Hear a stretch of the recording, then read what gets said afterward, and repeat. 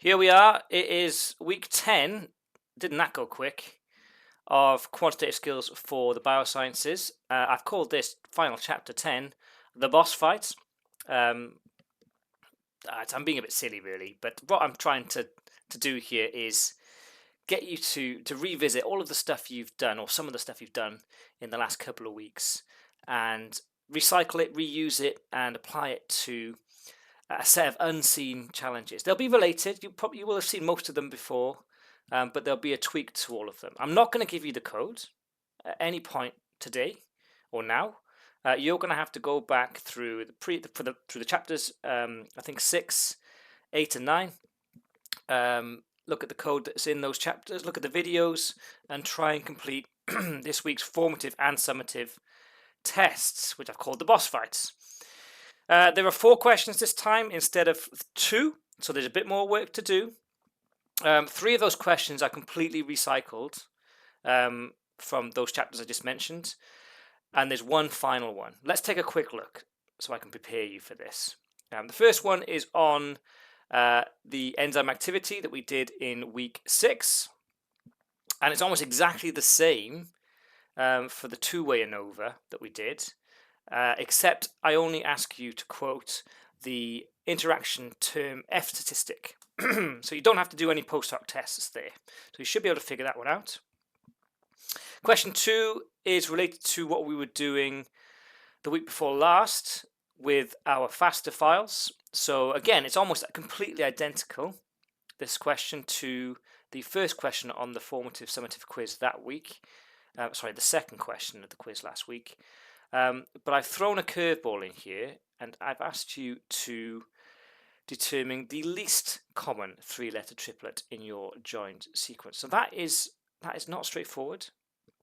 So let's just go back and take a look at the book here for that week 8. So what I'm asking you to do here is strongly related to what you did in 8.5 in the book, and you've used this script, which I left unfinished. Okay, so you should have been able to generate the ends of these lines and then finally use the FASTA tool script to calculate the most common triplet. So it's the same problem, except this time I want the least common triplet. Now, there is no least common triplet in your FASTA tools file, which means you're going to have to write one.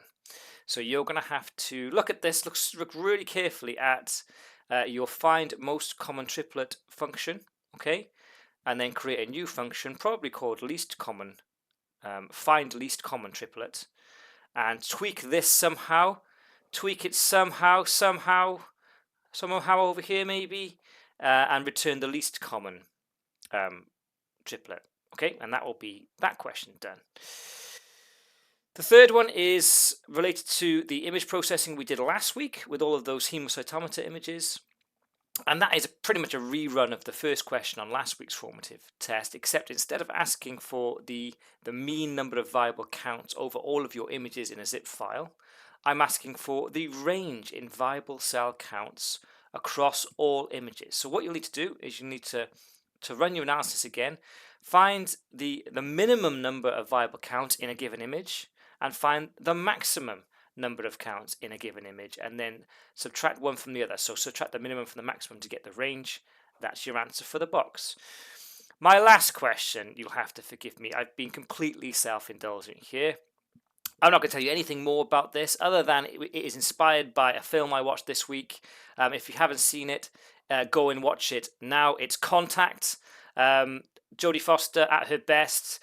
The book, of course, written by the amazing Carl Sagan. If you haven't seen this film, go and watch it. I watched it with the kids this week, and they were like, "Whoa, what happened?" But it's a great film, and there's a lot of kind of data in it, right? She has to unpack this message from outer space, and then interpret it, and then build a set of plans. Anyway, go watch the film. It's not going to be that hard, but it is certainly inspired by it.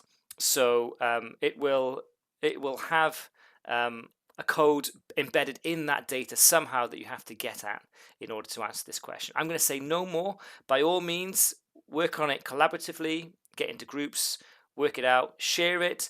If you've got an answer you're happy with, share it in the workshop channel. If you're absolutely stuck, just send a message into the workshop channel, say I really need some help with any of these questions, and the demonstrator team will be there standing by to help you. My final couple of thoughts, really, not thoughts, I suppose, thanks, I should say. Thank you for participating in this course. It's a completely new course. You've been total guinea pigs the whole way through it, and I think you have coped with this completely and admirably. I know it's not everyone's cup of tea, this coding nonsense, right? However, I am confident that I am giving you skills, whether you like it or not, that are really going to increase your employability and help you cope with the challenges that are coming in the next couple of years. So this is your final opportunity now to leave me a bit of feedback. Thank you to everyone who's left feedback along the way using this little tool here.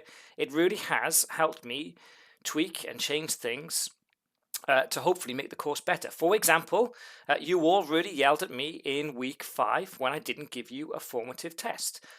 I wasn't going to give you one this week, but I have, because I can see it's an important vehicle for helping you learn, right? It's equally as important as just assessing you. So you've got a formative test. There are other things I've changed based on your feedback. You can go and see all of the feedback that your peers have already left there. Leave your own. Be constructive. I don't care if it's negative, as long as you're constructive. Of course, if it is positive, that's nice too. Okay, that's it, guys. Happy New Year and Merry Christmas. I don't know why I did it backwards. To all of you, I will be there in the last session with the demonstrator team on Thursday with mince pies. So if you haven't attended a single workshop in person, that's absolutely fine. But do come and have a mince pie if you're available. Okay. See you later, guys. See you next year.